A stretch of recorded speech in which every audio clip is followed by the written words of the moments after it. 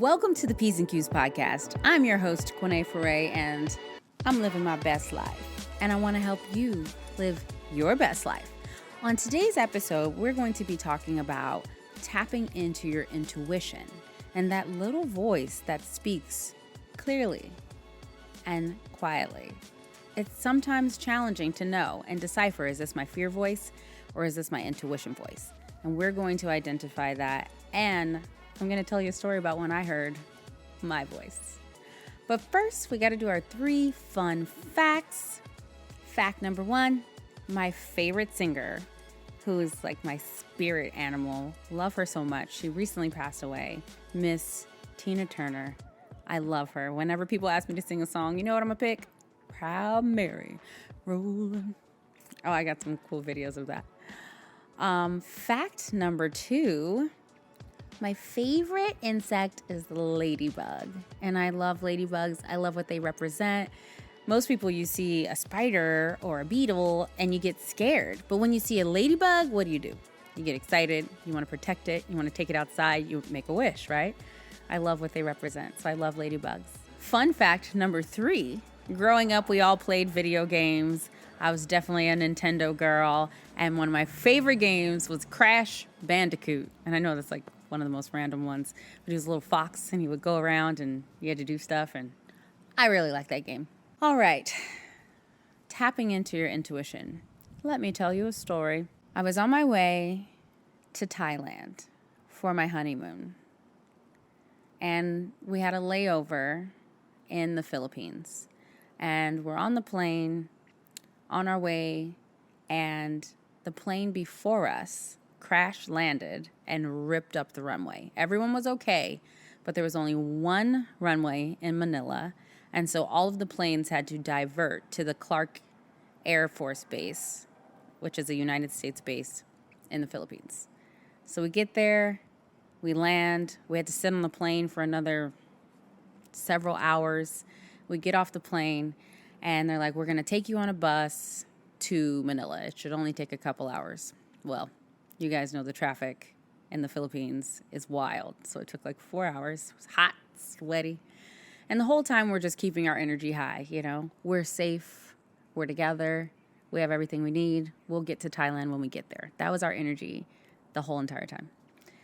We arrive to the Manila airport, and because of the broken up runway, so many planes had to divert.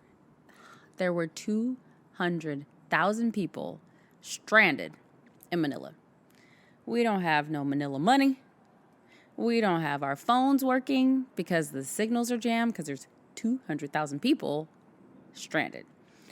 And it's getting late. It's getting later. We realize there's no way we're leaving out tonight. We don't have a flight until tomorrow. We need to find a hotel. All the hotels are booked. Okay. All right. Well, maybe we can get a taxi. They only take cash. All right. So we're in here. People are scrambling with families, looking for their luggage. Fortunately, before this trip, we were gone for 21 days. And my then husband said, I really think that we should pack in a carry-on. And I was like, what? For 21 days? Boy, how are we going to do that? And he's like, just trust me. I really feel strongly about it. I think that's the right path. And because I trust him, I did the best I could. I watched videos on YouTube. I got shrink things, vacuum sealed bags, like everything. And I packed 21 days of stuff into a carry-on. And thank God I did, because so many people were looking for their luggage because it was on that plane. And when we got off the plane, they had these large semi-trucks that they were like, you could put your luggage in here. And you look in there, it's like endless rows of people's luggage, barely tagged. You already know how that was going down. And that was him following his intuition. And I'm grateful that he had that foresight to be able to encourage us and strongly encourage me to make all my things fit in that bag. So we were already ahead of the game. So here we are looking for a taxi, a hotel, not having a lot of luck, but still in our high vibrational state of everything is great. Everything's working out for us, as it always does. And at one point, he's like, stay right here. I'm going to go talk to a taxi and see if they'll take a card or a credit card or can take us to an ATM where we can get some cash. Just wait right here. I was like, okay. So as I was standing there and I watch him walk out the door, my intuition says, go out the door and make a right. And I'm like, well, he told me to stay right here and we don't have our phones, and what if I can't find him? And I don't even understand why I would go out the door and make a right. I don't know anyone in Manila. And again, it was like a faint whisper, go out the door and make a right. And I'm like, all right, I have had enough experiences with this voice to know that I should at least follow it.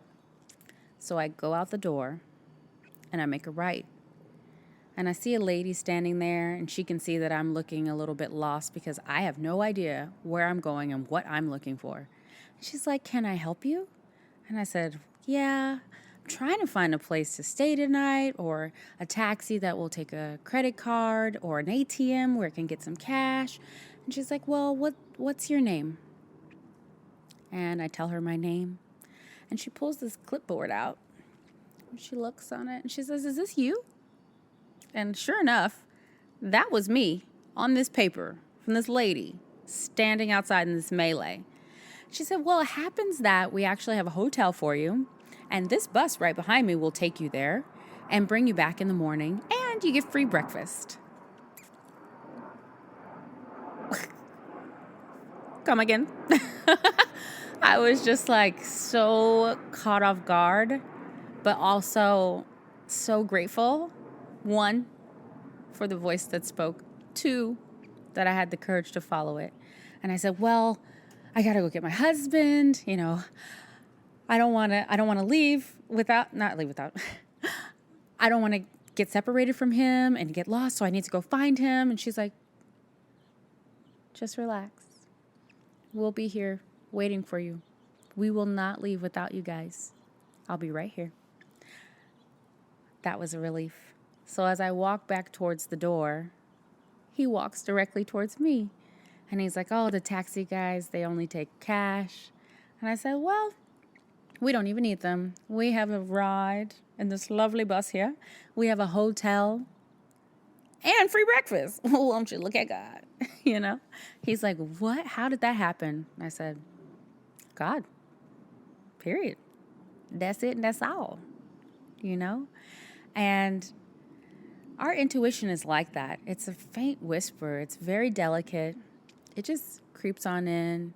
It sends us signals through our feelings, through our mind's eye. It's up to us to walk that path, though.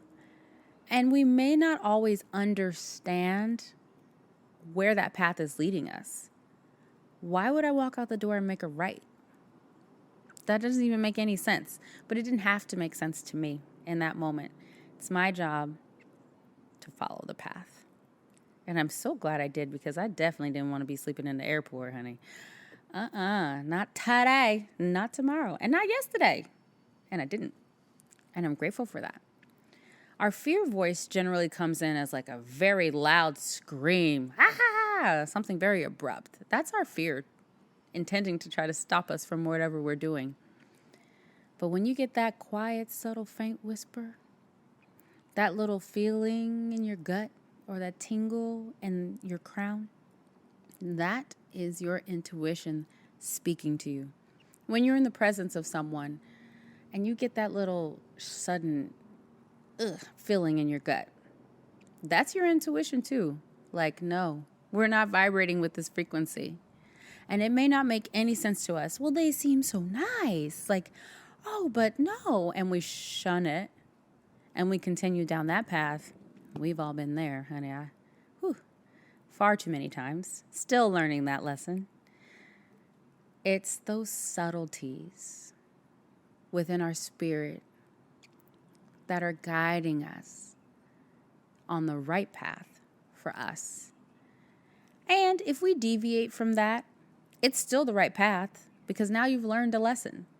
And the next time you find yourself in a similar situation, you may choose to make a different decision. I have shunned my intuition so many times in this life to where now when I hear it, feel it, I'm very clear and I blindly walk that path knowing that I end up exactly where I'm supposed to be. So I had many lessons going out the door and making a right where I did not go out the door and I did not make a right. And later on I realized, had I already knew this. Spirit already told me this. Sometimes you just got to learn it for yourselves. So if you find yourself not listening to your intuition, that's okay too, because that is the experience that's going to lead you exactly where you need to be. So the next time, what you going to do? I already know. Thank you so much for being here and letting me share this story. It's a really fun story for me, and it reinforces everything that I already know. All the answers you seek are within you. Everything you see in this tangible world is here, and there is a whole nother layer that we are connected to and tapped into already. You have it within you. So trust yourself and follow your path. I'm Quené Ferré, and as always, I love you.